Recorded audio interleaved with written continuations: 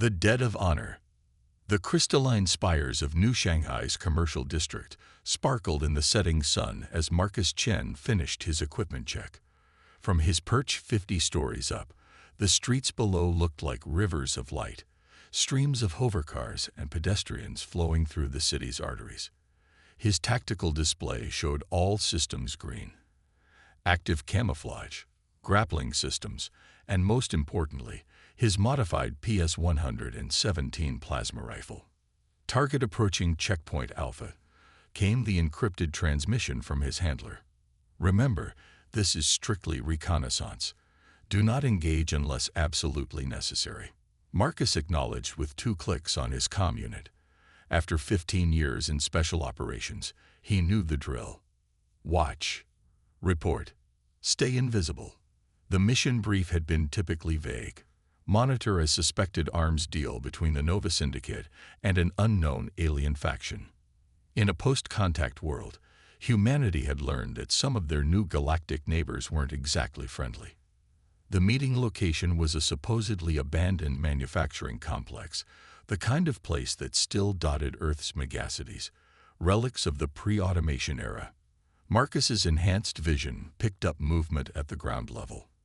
Right on schedule, a sleek black hover limo pulled up to the building's service entrance.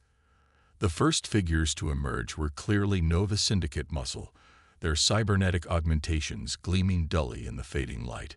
But it was their clients that caught Marcus's attention. Tall, elegant figures wrapped in iridescent robes that seemed to shift colors with each movement. Valyrians, the proud warriors of the Celestial Empire, rarely dealt with human criminals. Something wasn't right. The group moved inside, but Marcus's position didn't give him a clear view of the interior. He would need to relocate. With practiced ease, he activated his grappling system and began a controlled descent on the building's face. That's when he heard it, the distinctive whine of charging plasma weapons. The night erupted in blue-white fire. Through the warehouse's broken windows, Marcus could see the Nova Syndicate thugs had turned on their Valyrian clients. A trap, then, or a double cross. Either way, it wasn't his problem. His orders were clear: observe and report. But then he saw something that made his blood run cold. One of the Valyrians had lost their outer robe in the chaos, revealing ceremonial armor beneath. Armor bearing the royal crest of the Celestial Empire. This wasn't a simple arms deal. This was an assassination attempt.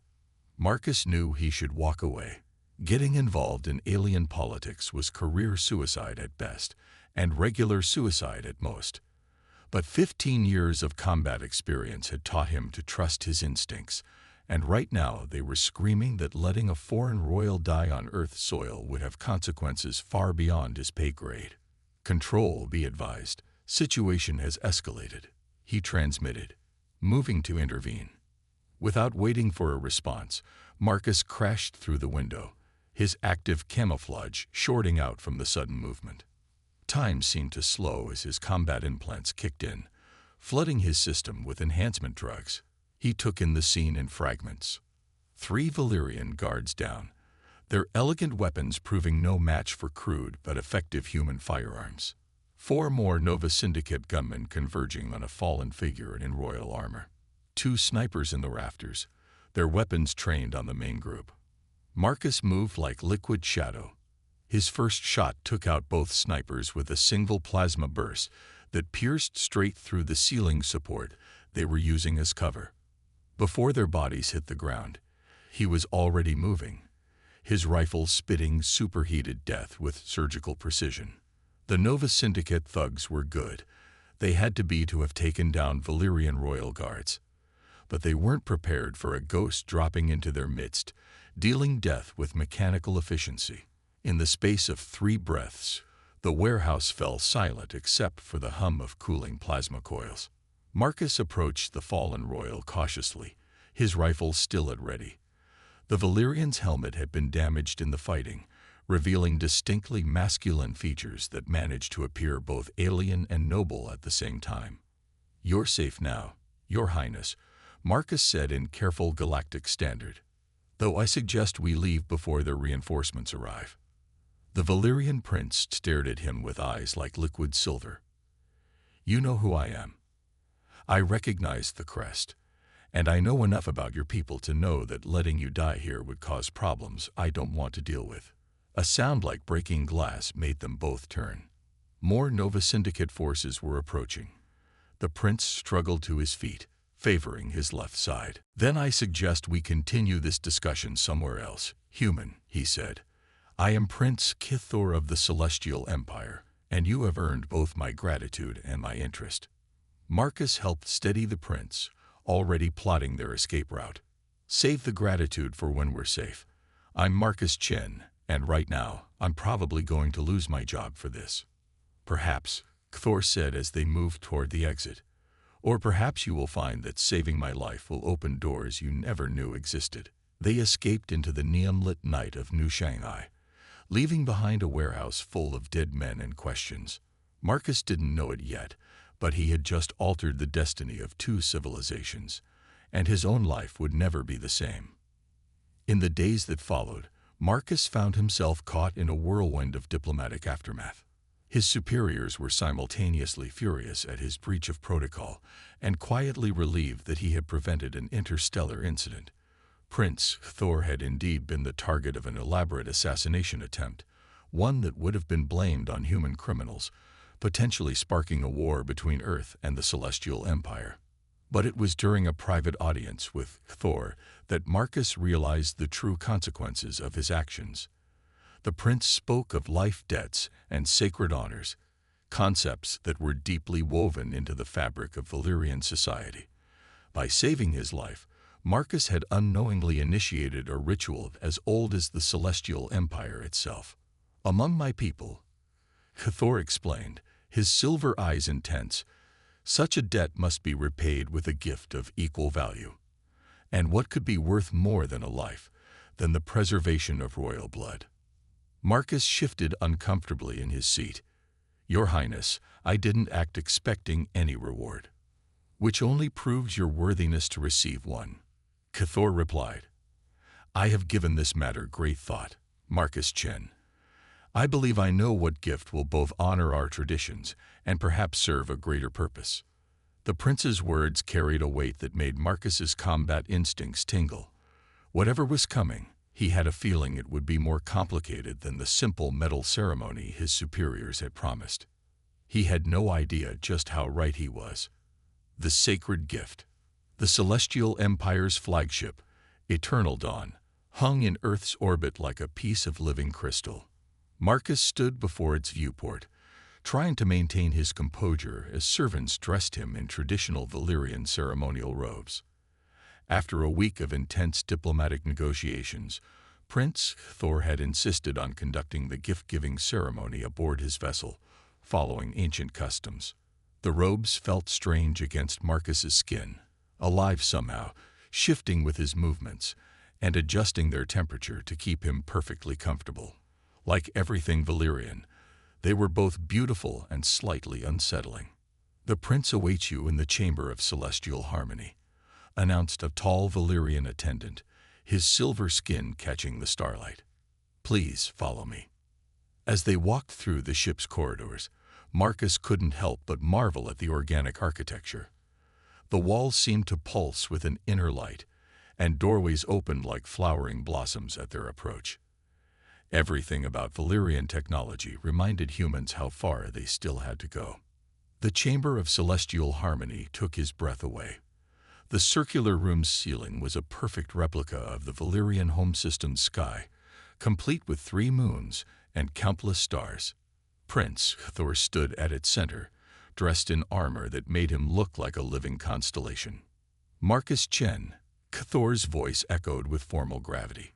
"You who have preserved the royal bloodline, approach." Marcus stepped forward, grateful for the crash course in Valyrian protocol he'd received. He kept his eyes lowered until he reached the designated spot, then met Kithor's gaze directly, a sign of equal standing, as he'd been instructed. "Your Highness," he said, his voice steady, "I am honored by your attention, but as I've said before, no reward is necessary." Thor's expression softened slightly. "You humans, always so quick to dismiss our ways. What you see as unnecessary obligation, we see as the very foundation of civilization. Balance must be maintained. A life debt must be repaid. The prince raised his hand, and a section of the wall rippled like water. Through the opening stepped a figure that made Marcus forget all his diplomatic training.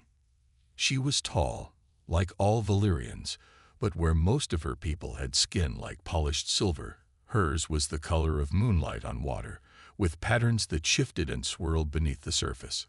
Her eyes were not the typical metallic colors of her race, but instead resembled opals, filled with ever-changing rainbow fire. She moved with an ethereal grace that made the air itself seem to sing. "I present to you my sister, Princess Alera," Cthor announced. "She who sees beyond." Marcus had been briefed about Cthor's sister, but nothing had prepared him for the reality. The official reports had mentioned her unique appearance and special abilities, but had glossed over the details. Now he understood why. Alera approached them, and Marcus noticed how the other Valyrians in the chamber subtly drew back. Not in disgust, he realized, but in fear. "Brother," her voice was like wind through crystal. "Is this the one?" "Yes," Cthor replied. "The human who acted without thought of reward or consequence. The one who might finally understand." Marcus felt like he was missing half of a conversation. "Your Highness, Princess, I'm afraid I don't follow." Alera turned those impossible eyes on him. "My brother offers me as gift to repay his life debt. But I am no ordinary gift, Marcus Chen. I am considered cursed among my people. The changes you see in my appearance are merely reflections of what lies beneath." "My sister," Cthor explained, "was touched by the void itself in her infancy. It left her different. She sees things, possibilities, futures that might be. Our people fear such power, calling it corruption, but I have always believed her gift had a greater purpose." Marcus's mind raced. This wasn't just about repaying a life debt. Thor was playing a deeper game. "You're not just offering me a companion," Marcus said slowly. "You're offering me an alliance. Protection." Alera's expression remained serene, but something flickered in those opal eyes. "Clever human. Yes, my brother seeks to protect me by placing me beyond the reach of those who would destroy what they fear. But do not think this makes me helpless or beholden.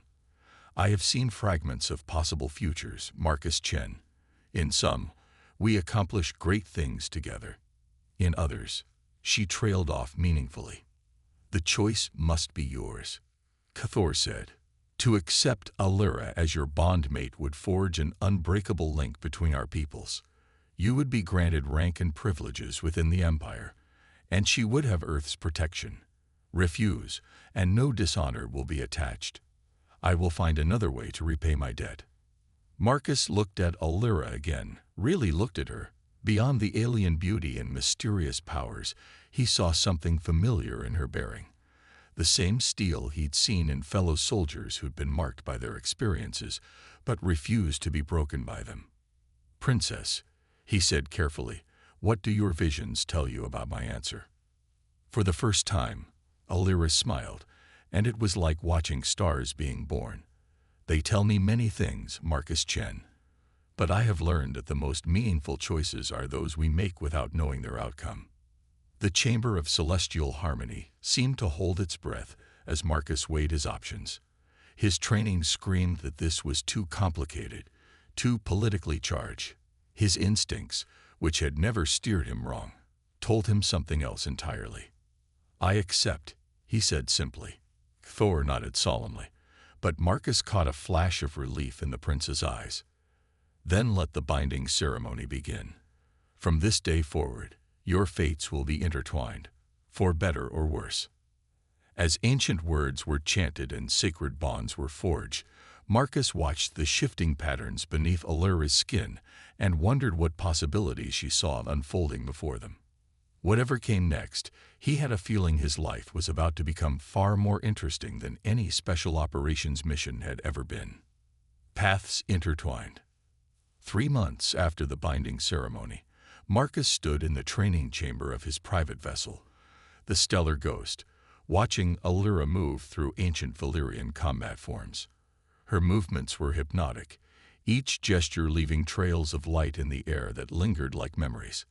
The ship had been a small gift from Cathor, though its technology far surpassed anything in Earth's fleet. "You're troubled," Allura said without breaking her routine. "The message from the Imperial Court weighs on your mind." Marcus had stopped being surprised by her insights. "Your brother's enemies are moving faster than we expected." The assassination attempt on Earth was just the beginning. Allura completed her final form, the light trails forming a complex pattern before fading. "They fear him because he seeks change. The old houses cannot accept that the Empire must evolve or die." Their 3 months together had been educational. While some on Earth had assumed their arrangement would be merely political, Marcus and Allura had developed a genuine partnership.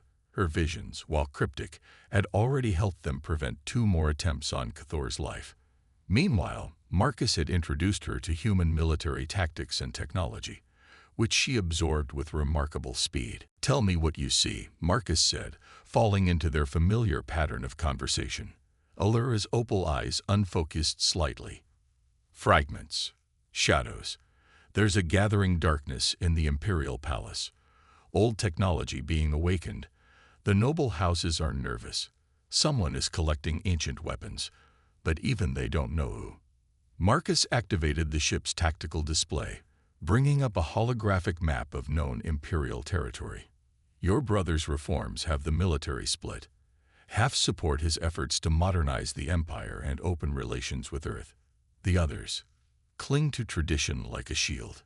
Allura finished. "But there's something else, something beneath the surface." She approached the display, her shifting skin patterns reflecting the holographic light. "The attempts on Cathor's life, the weapons trafficking, the mobilization of the conservative houses, they're all connected, but not in the way we thought." A chime interrupted them. Priority message from Earth Command. Marcus accepted the transmission, and a familiar face appeared. Chen, his old handler, looked grim. "We've got a situation. One of our deep space monitoring stations picked up unusual energy signatures from the Valyrian border worlds. Someone's been testing weapons out there. Big ones." Allura stepped into view. "The void mirrors," she whispered, her patterns darkening with concern. "They're actually trying to activate them." Marcus knew that tone. "I'm guessing these aren't regular weapons. The void mirrors are relics from the Empire's early days," Allura explained, her voice tight.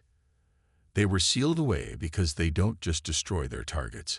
They erase them from existence, remove them from the very fabric of reality."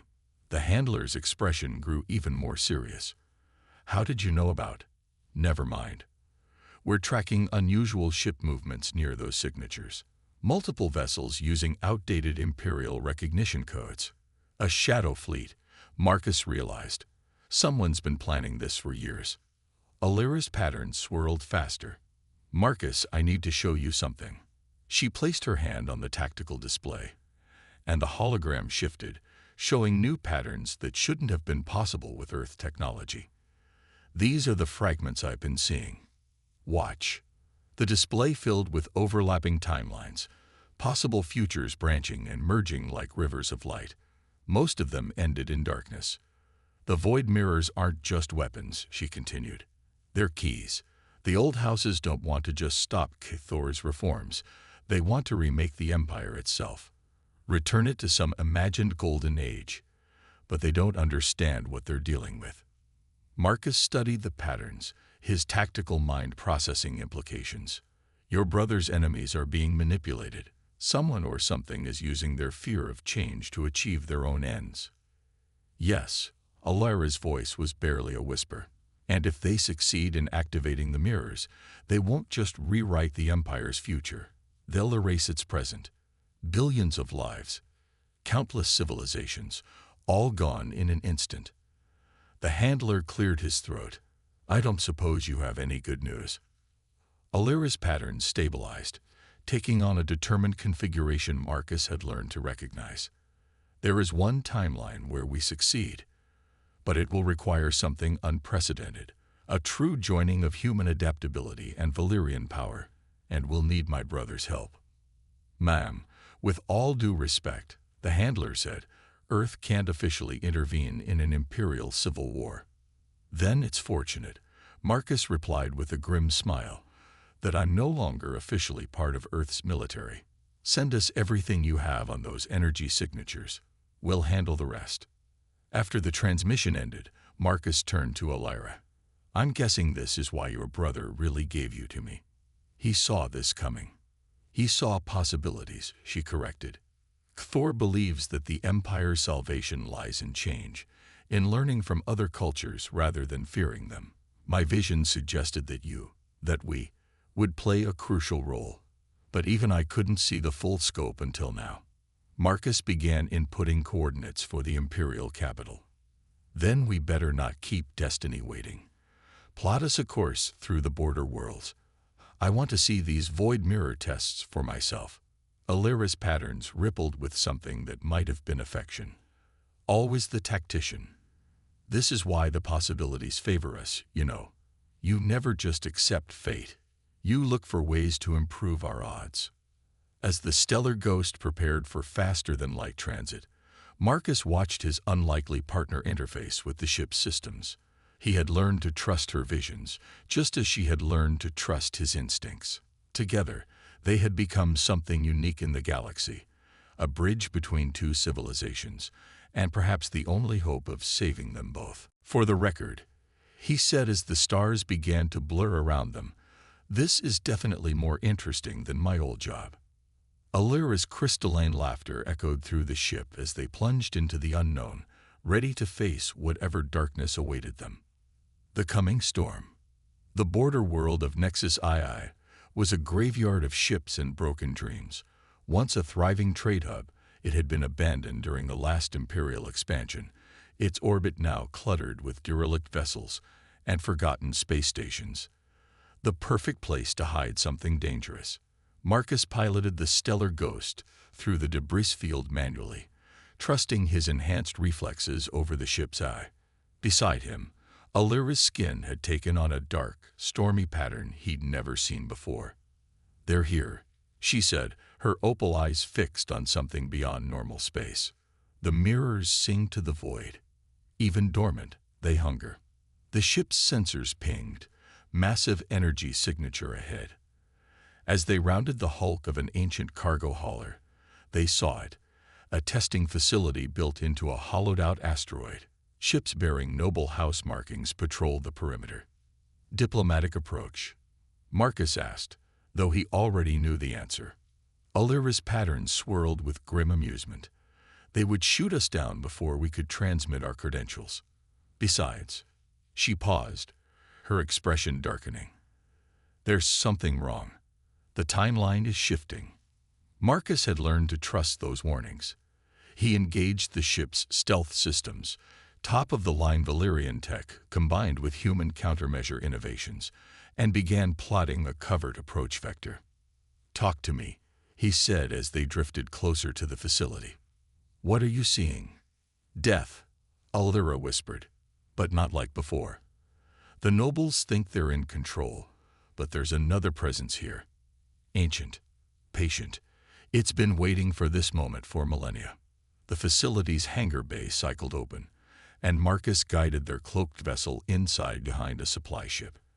As they touched down in a shadowed corner, Olyra suddenly grabbed his arm, her skin blazing with patterns of alarm. We need to move, she said urgently. Now.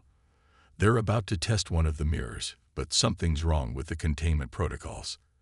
They don't understand what they're dealing with. They geared up quickly, Marcus in his modified combat suit, Olyra in armor that seemed to flow around her like liquid starlight. Years of special operations experience combined with months of partnership made them move in perfect sync. They encountered the first signs of trouble immediately. Bodies in noble house uniforms littered the corridors, their faces frozen in expressions of terror. But there were no wounds, no signs of violence. They looked like they had simply stopped existing while still going about their duties.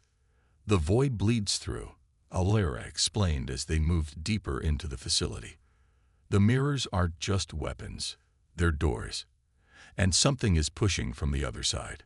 The central testing chamber was a cathedral of twisted metal and impossible geometries. At its heart stood a device that hurt Marcus's eyes to look at, a mirror that seemed to reflect nothing and everything at once. Scientists and noble house guards lay scattered around it, their bodies slowly fading from reality. But it was the figure standing before the mirror that made Alara gasp. Tall and elegant like all Valyrians, but wrong somehow, as if its physical form was merely a suggestion rather than a fact. "Lord Vexthor," Alara said, her voice cold. "The missing arch-curator of Imperial Antiquities. We thought you died in the Succession Wars." The figure turned, revealing a face that shifted between flesh and void. "Little princess," it said in a voice that echoed through dimensions. "The cursed child who sees too much. How fitting that you should witness this moment." Marcus raised his plasma rifle, though his instincts screamed that it would be useless. "Step away from the mirror." "Ah." The human bonded. Vexthor's laugh distorted reality around them. "You have no idea what you're interrupting. The noble houses think they're restoring the Empire to glory, but they're simply pawns. The void mirrors were never meant to be weapons. They're gates, and after 10,000 years, they're finally ready to open." Alara's patterns had stabilized into a configuration Marcus had never seen.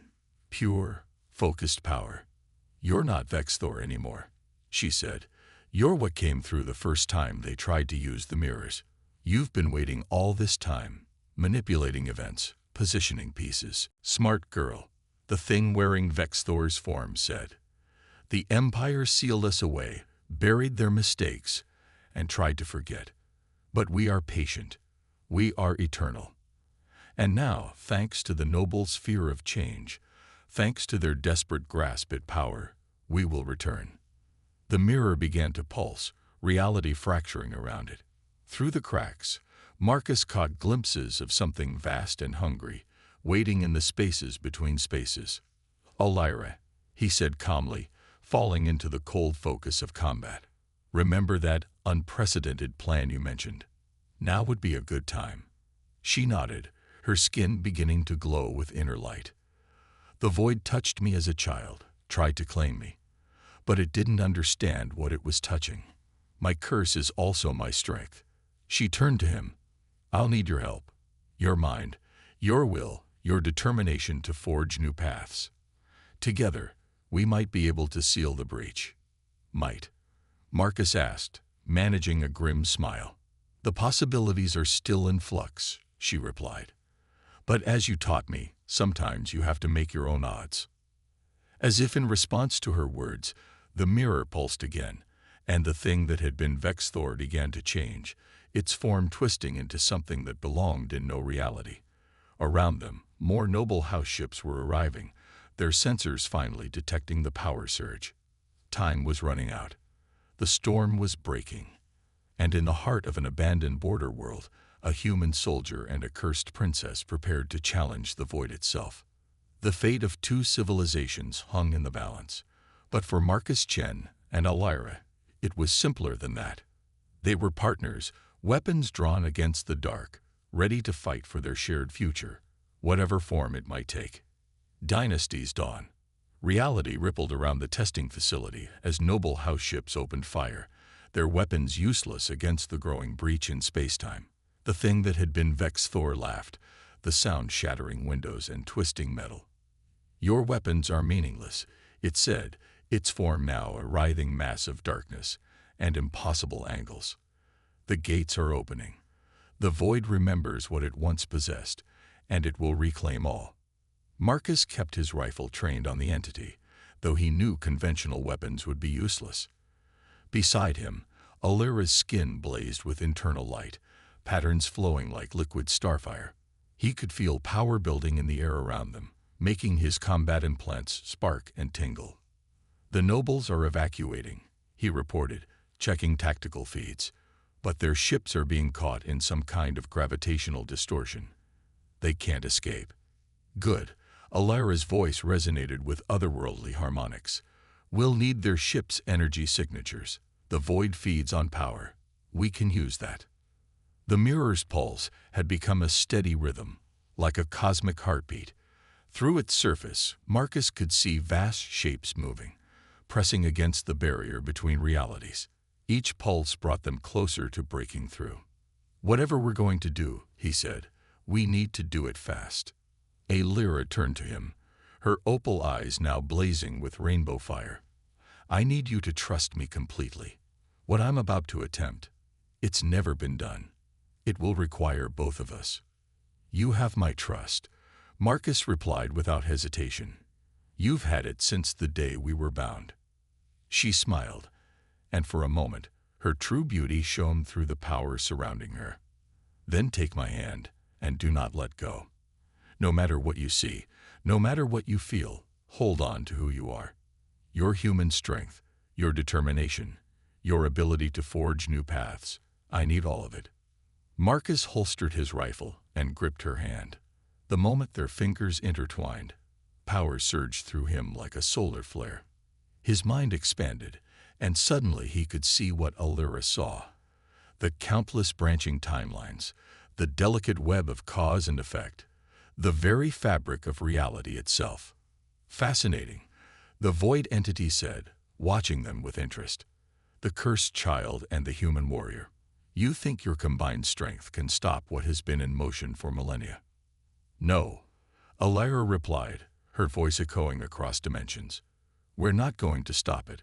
We're going to transform it. She raised their joined hands, and Marcus felt his combat training, his years of experience, his very essence being channeled into something greater. Alira's curse, her connection to the void, had always been seen as a weakness by her people. But combined with human adaptability, with Marcus's unflagging determination to forge new paths, the mirror's surface began to change, reflecting not darkness but light. The noble house ships, caught in the gravitational well, added their energy to the growing maelstrom. Marcus understood now. Alira wasn't trying to close the breach. She was using it, reshaping it, turning the void's hunger back on itself. Impossible, the entity snarled, its form beginning to unravel. The void cannot be contained, cannot be controlled. Watch us, Marcus growled through gritted teeth, pouring every ounce of his will into their joined power. The chamber filled with light so bright, it transcended the visible spectrum. Marcus felt reality bending around them, felt the weight of possibility pressing against his consciousness. Through his connection with Alira, he could see what she intended, not just sealing the breach, but transforming it into something new. A fusion of human ingenuity and Valyrian power, of darkness and light, of tradition and change. The entity screamed, a sound that existed in no known frequency. The mirror pulsed one final time, and then silence. Marcus blinked, his enhanced vision slowly readjusting. The testing chamber was transformed. Where the void mirror had stood, there was now a shimmering portal of pure energy, neither dark nor light, but something in between. The entity was gone, its essence absorbed and transformed by their combined power. Alira swayed beside him, her pattern slowly stabilizing. It worked, she whispered. The breach is sealed, but not destroyed. We've changed its nature, given it new purpose. What exactly did we do? Marcus asked, still holding her hand, unwilling to break their connection. We've created something new, she replied. A controlled gateway between realities, powered by the very forces that sought to destroy us. The noble houses will have their proof that change doesn't mean destruction. And my brother will have his evidence that cooperation between our peoples can achieve the impossible, a familiar voice finished. They turned to see Prince Thor stepping through a newly formed doorway, his silver eyes wide with wonder. Behind him, Earth military vessels were arriving alongside loyal Imperial ships, drawn by the enormous energy signature of their battle. You knew, Marcus said, understanding dawning. You knew something like this would happen when you bound us together. Thor smiled. I saw possibilities, just as my sister does. The nobles feared change, feared the dilution of our ancient ways. They were so focused on preserving the past that they nearly destroyed our future. But you too, he gestured at the transformed portal. You've proven that evolution does not mean extinction. That combining our strengths creates something greater than the sum of its parts. Alira's patterns shifted with emotion. The timeline has stabilized.